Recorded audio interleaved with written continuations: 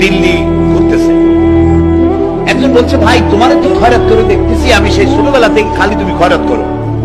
একটা জিনিস আপনারা মনে রাখবেন, গরিব, আজকে যারা গরিব পরিশ্রমের মধ্য দিয়ে কালকে তারা ধনী হতে পারে, কিন্তু যারা ভিক্ষুক, যারা ভিক্ষা করে, জিন্দেগিতে কোনোদিন তারা বড় হতে পারবে না। ভিক্ষা করা যাদের অভ্যাস, জীবনেও বাড়ি করতে পারবে না, জীবনেও ধনী হইতে পারবে না, কিন্তু গরিব ধনী হইতে পারবে। কারণ হলো আল্লাহর কাছে দুইটা বৈধ জিনিস অত্যন্ত ঘৃণিত। কয়টা? একটা হলো তালাক, আর একটা হলো ভিক্ষাবৃত্তি, মানুষের কাছে চাওয়া। আল্লাহ পছন্দ করেন। তো ভিক্ষুক ঘুরতেছে, একটা লোক বলল, মিয়া তোমার তো সারা জীবনই খরচ করতে দেখি। তো খরচ করবো না, করবো কি? যার কাছে যাই সে দেয়, চাইলে না দুই আনা 1 টাকা, এর বেশি দেয় না, দিদি আমি কেমনে বলবো? তুমি বাদশারের চোখে দেখো না, বাদশারের চোখে দেখো না। বাদশার কাছে কি আমার মতো লোক যাইতে পারে নাকি? বললা যাইতে হবে, যাও। বাদশাহ একবার যাবা, এমন দেওয়া দেবে, জীবনে আর তোমার খরচ করা লাগবে না। পাতি শিয়ালের পিছনে ঘুরে তো লাভ নাই। পাতি শিয়ালে খায় মুরগি, তোমার একটা ঠ্যাং দেবে, তাতে খেলালের কাজ হবে না।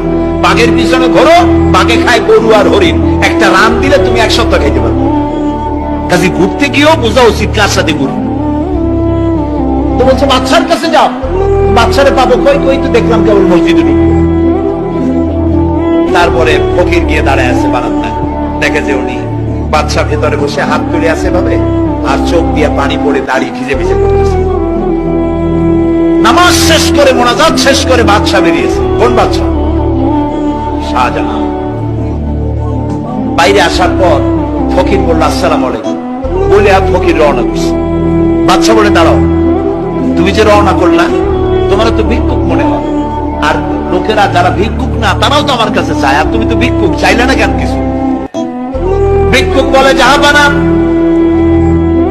আমি কিছু চাইতে এসেছিলাম আপনার কাছে, কিন্তু আপনার করুণ অবস্থা দেখে আমার জ্ঞানের চোখ খুলে গিয়েছে। আমি দেখতে পেলাম আমি যার কাছে চাইতে এসেছি, আমি তো কান্দি না, হাতও বাঁধি নাই। যার কাছে চাইতে আসতাম দিল্লির সম্রাট, আবার কোন সম্রাটের কাছে হাত পেতে ভিক্ষুকের মতো কি জানি চায়, আর চোখ দিয়া পানি পড়ে দাড়ি ভিজে ভিজে পড়ছে। আমার জ্ঞানের চোখ খুলে গেছে, দুনিয়ার বাদশার কাছে আর চাইব না। বাদশা কান্দে যে বাদশার কাছে, তার কাছেই চাইব। প্রিয় ভাই সব, এই জন্যে সিহের সাফ করে ফেলুন। দুনিয়ার কোন মানুষের জন্য, মানুষের কাছে নয়, কোন কবরে নয়, কোন কারো কাছে নয়, আল্লাহ তাআলার কাছে আমরা নামাজের মধ্যে ঘোষণা করেছি, ইয়াকা না'বুদু ওয়া ইয়াকা নাস্তাঈন। আল্লাহ তাআলা, তোমার একমাত্র ইবাদত করি, তোমার কাছে সাহায্য চাই। কাজে সাহায্য আল্লাহর কাছে। কার কাছে চাইবো বলেন? আল্লাহ আমাদের ঈমান পোক্ত করে দিন। আমরা বলি আমিন, আমরা বলি আমিন। অসুখ বিসুখ হইলে পরে ধৈর্য ধরবেন।